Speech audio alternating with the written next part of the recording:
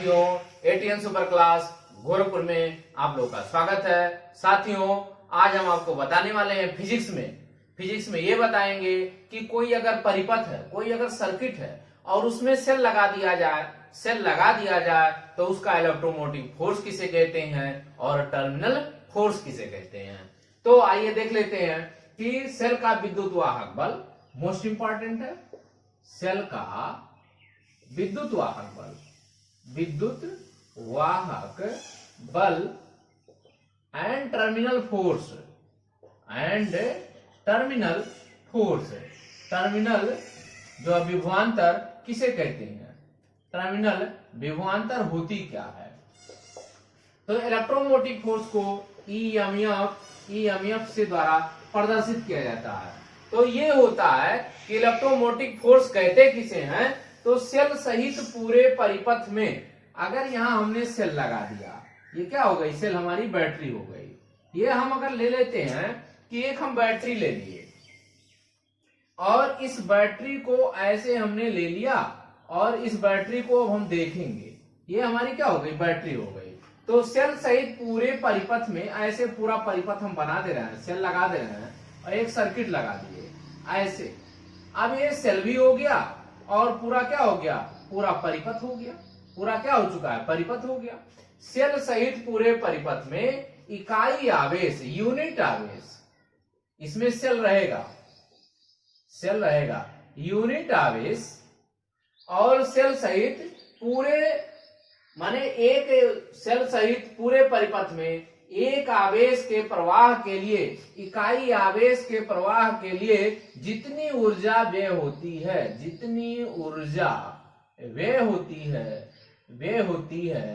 उसे क्या कहते हैं, उसको इलेक्ट्रोमोटिव फोर्स कहते हैं। माने इकाई आवेश सेल सहित पूरे परिपथ में ले जाने में जितनी ऊर्जा व्यय होती है उसको इलेक्ट्रोमोटिव फोर्स कहते हैं। मतलब आपको चार्ज ले जाना है, यदि आपने चार्ज ले गए, चार्ज क्या हुआ, चार्ज ले जाते हैं और सेल में भी काउंट करना होता है और उस सर्किट में भी काउंट करना होता है। तो सेल और सर्किट दोनों में यदि आप काउंट कर रहे हैं तो जितनी एनर्जी व्यय होती है उसको इलेक्ट्रोमोटिव फोर्स कहते हैं। उसको क्या कहते हैं, इलेक्ट्रोमोटिव फोर्स कहते हैं। लेकिन यदि सेल को हटा दिया जाए, सेल को छोड़कर अब सेल को हम क्या करेंगे, हटा देंगे। सेल को छोड़कर शेष परिपथ में, शेष सर्किट में, शेष परिपथ में माने शेष सर्किट में इकाई आवेश को ले जाने में, चार्ज को ले जाने में, आवेश को ले जाने में जो ऊर्जा व्यय होती है, ऊर्जा क्या होती है, व्यय होती है, उसको क्या कहते हैं, उसको टर्मिनल विभवांतर कहते हैं। टर्मिनल पोटेंशियल डिफरेंस कहते हैं। इसकी इंग्लिश हो गई टर्मिनल पोटेंशियल डिफरेंस कहते हैं। मतलब यदि सेल को छोड़ दिया जाए फिर भी आपको यदि यूनिट चार्ज को ले जाना है, परिपथ में ले जाना है, तो उसको क्या कहेंगे, उसको टर्मिनल आपका विभवांतर कहेंगे, टर्मिनल पोटेंशियल डिफरेंस कहेंगे।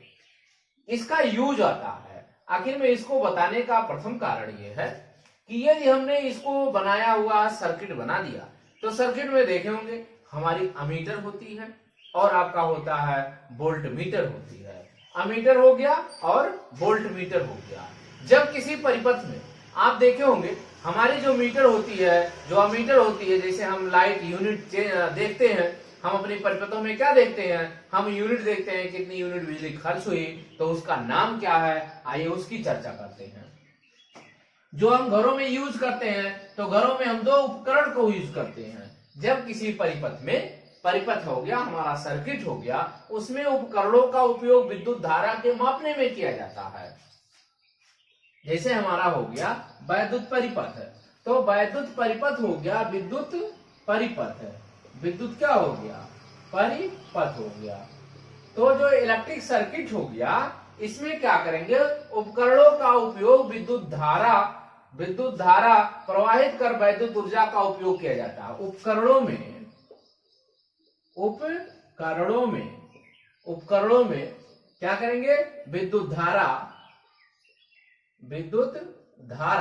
माने विद्युत धारा प्रवाहित कर वैद्युत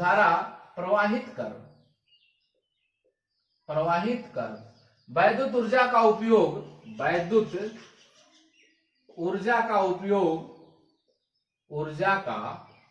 उपयोग विभिन्न कार्यों में किया जाता है। अब आएंगे हम कि आखिर में अमीटर क्या है और जो है वोल्ट मीटर का यूज कहां करते हैं। तो इसको हम बता दे रहे हैं कैसे यूज किया जाता है, उसका सबसे शॉर्ट ट्रिक बताएंगे और चार्ट के माध्यम से बताएंगे। आइए देखते हैं क्या है। तो इसमें करना क्या है, एक ऐसे हो गया अमीटर हो गया, दूसरा हो गया वोल्ट मीटर। क्या हो गया, वोल्ट मीटर। अमीटर हो गया और क्या हो गया, वोल्ट मीटर। ये हम आपको सर्किट बना दे रहे हैं, पहले सर्किट देख लीजिए।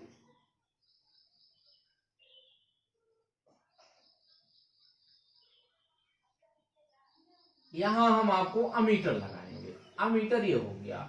फिर यहां से जब हम विद्युत धारा प्रवाहित करेंगे, फिर यहाँ पे हम क्या करते हैं, फिर इसको जो है हम सर्किट से जोड़ेंगे और यहाँ पे वोल्ट मीटर। अब वोल्ट मीटर यहाँ लगता है नीचे, हमेशा याद रखिएगा वोल्ट मीटर लगती है।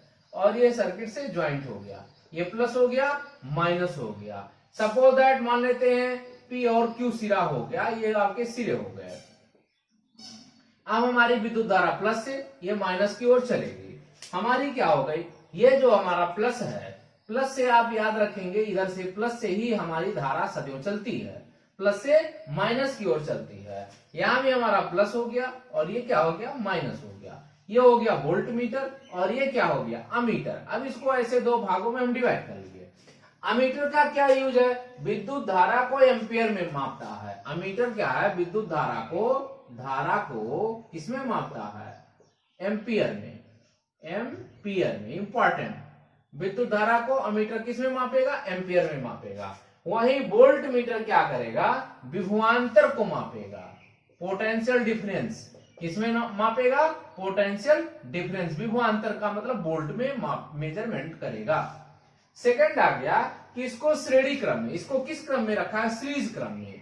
इसको जो है श्रेणी क्रम में, मोस्ट इंपॉर्टेंट पूछा हुआ है। इसको किस क्रम में रखेंगे, इसको सीरीज क्रम में रखेंगे एमीटर को। वोल्ट मीटर को किस क्रम में रखेंगे, इसको समांतर क्रम में रखेंगे, इसको पैरेलल क्रम में रखेंगे। ये भी बहुत इंपॉर्टेंट हो गया।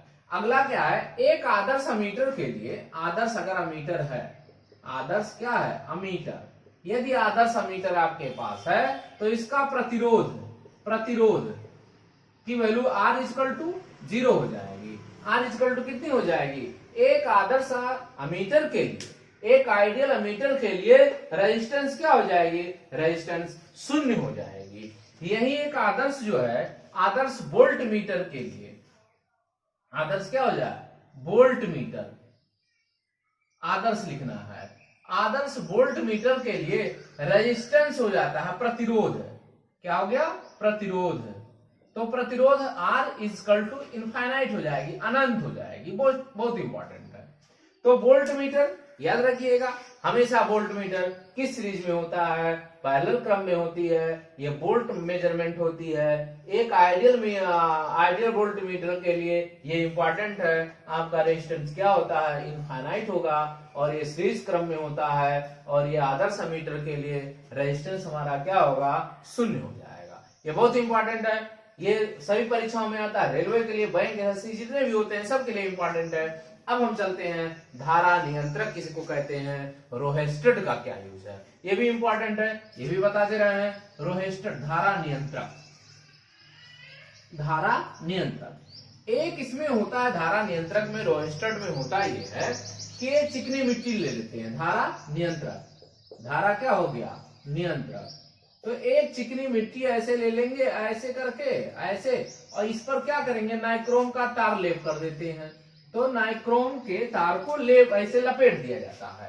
किसकी लपेट दिया जाता है, नाइक्रोम के तार को लपेट दिया जाता है। किसमें लपेट दिया जाता है, चिकनी मिट्टी में। किसमें, एक चिकनी मिट्टी है, चिकनी मिट्टी में चिकनी मिट्टी में क्या लपेट दिया जाता है? नाइक्रोम के तार को लपेट दिया जाता है। पूछता है, नाइक्रोम के तार को लपेट दिया जाता है। इसका यूज क्या है? परिपथ में धारा की प्रबलता, परिपथ माने सर्किट में, परिपथ में धारा की प्रबलता को कम अथवा अधिक करने के काम आता है। धारा की प्रबलता को कम अथवा अधिक करने के काम में यूज किया जाता है। मतलब अगर आपको करंट ज्यादा लेनी है या करंट आपको कम करनी है तो किसका यूज करेंगे? रोहेस्टेड का धारा नियंत्रक का उपयोग कर लेते हैं। ये किसकी होती है? चिकनी मिट्टी की बनी होती है। इस पर नाइक्रोम के तार का लेप कर दिया जाता है। नाइक्रोम के तार का क्या कर देंगे? लेप कर देंगे। तो इसमें क्या होता है? और इसका याद रखिएगा, विशिष्ट प्रतिरोध अधिक होता है। ये सब इंपॉर्टेंट सब पूछा हुआ है। विशिष्ट क्या होता है? प्रतिरोध। विशिष्ट प्रतिरोध क्या होता है? विशिष्ट प्रतिरोध अधिक होता है, अधिक होगा। वही ताप गुणांक कम होता है। ताप गुणांक ये सब आगे बताएंगे। ताप गुणांक क्या होता है? कम होता है। तो ये इंपॉर्टेंट हो गया। अब इसका यूज क्या है? परिपथ में धारा की प्रबलता को कम या अधिक मेजरमेंट करने के लिए इसका विशिष्ट प्रतिरोध क्या हो गया? अधिक होगा। ताप गुणांक क्या होगा? कम होगा। किसका तार का यूज किया जाता है? नाइक्रोम। किसकी मिट्टी बनी होती है? चिकनी की मिट्टी की बनी होती है। बहुत इंपॉर्टेंट है।